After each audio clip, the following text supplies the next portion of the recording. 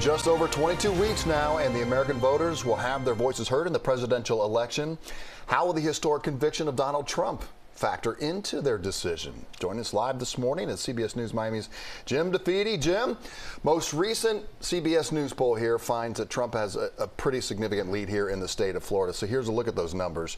Trump leads Biden 54 to 45%. Will this conviction, Jim, will this move the needle in Biden's direction? In Florida, no, I don't think so.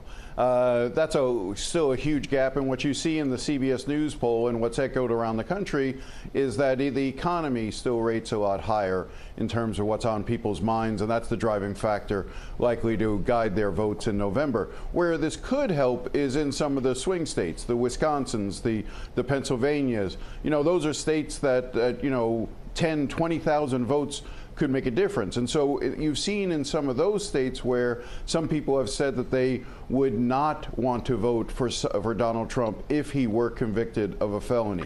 Now, that's what they say early. Again, I don't know if that's going to hold up. I think it will affect on the margins. I think it does have some effect in some of those swing states, but I wouldn't look for it here in Florida. Jim, here's what we know. A sentencing hearing is expected coming up in July, just 4 days before the convention, that is. So let's talk about money being raised, because right now, Donald Trump, I understand, has gotten a boost because of this conviction.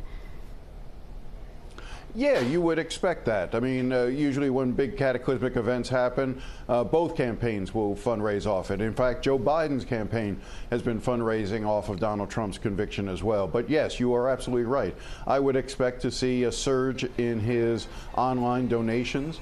I still think that Joe Biden has a sizable financial advantage. Donald Trump often spends a lot of the money that he gets through these donations on his legal expenses, and so he's put it less into the campaign and more into that, and so that's a factor here too. But no, Donald Trump will certainly see a bump in fundraising as a result of this, and he could use this. Look, the whole point of Donald Trump's campaign has been, a lot of it talking about how he is a victim, how he takes the slings and arrows of the political opponents because he's standing up for the American people.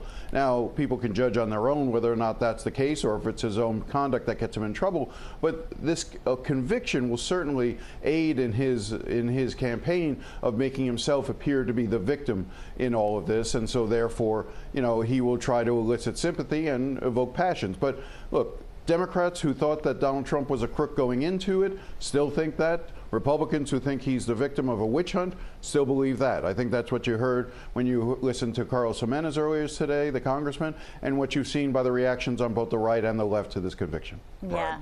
All right. Thank you so much, Jim. We do appreciate your insight.